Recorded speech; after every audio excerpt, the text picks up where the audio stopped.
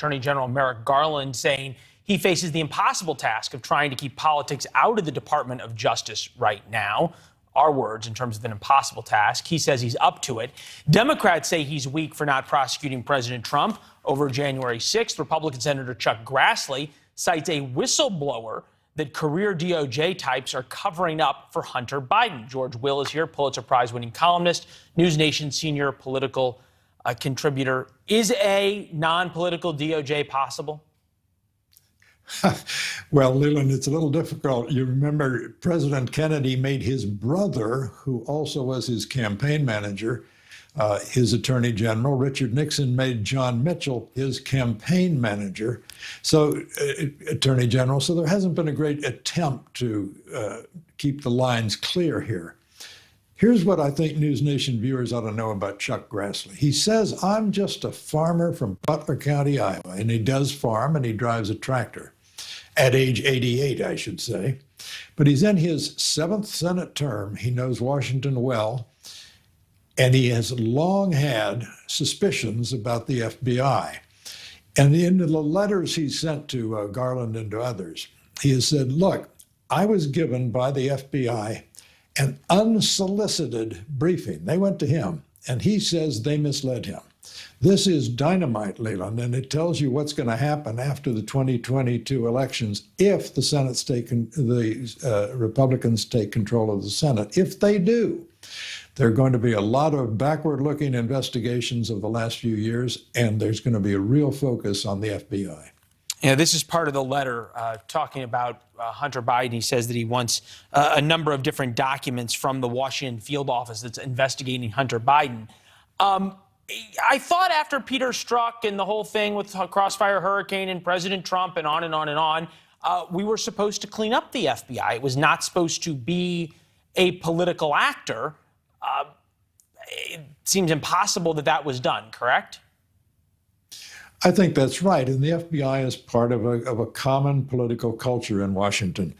Mr. Clapper, who used to be director of national intelligence, and Mr. Brennan, who's former director of the CIA, both put their prestige and their expertise in intelligence matters behind the proposition that the entire story about Hunter Biden's laptop was Russian disinformation. Well, it turns out that these two experts were spectacularly wrong.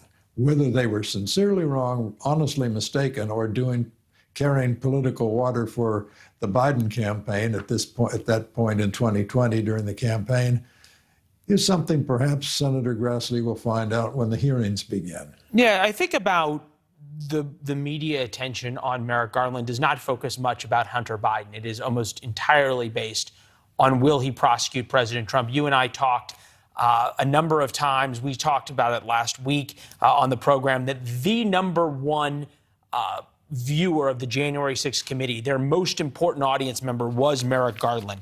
New York Times, sharp contrast with other January 6th inquiries, increased pressure on Garland. Washington Post, DOJ is picking up the pace of its January 6th investigation. Finally, just interviewed Mark Short, Pence's chief of staff. Dear Merrick Garland, the rule of law could use a win. Trump's criminal intent is now clear. Merrick Garland's intentions aren't. Politically, does he have a choice? And what does he do? Or more importantly, what does his boss do if he doesn't indict President Trump? He does have a choice. The choice is his and not his boss. You're right. Of course, he serves at the pleasure of the man who appointed him to the cabinet. But Merrick Garland would do lasting damage to the Justice Department if he follows through on this, because it is the president's wish. If we want to avoid looking like a banana republic, frankly, we should not begin the habit of prosecuting former presidents.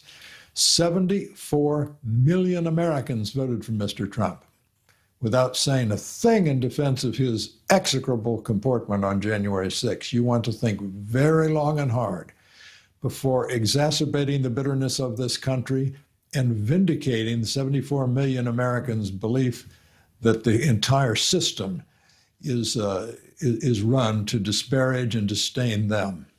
You know, so much of your writing that I've read and loved for so many years always comes down to speaking about one man or one decision. You think about Mike Pence on January 6th, and now, as you rightly point out, the monumentous decision before Merrick Garland.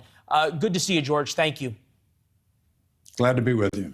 Thanks for watching. Go to newsnationnow.com to find NewsNation on your television provider. And don't forget to subscribe. Click the red button to get more of NewsNation's fact-driven, unbiased coverage.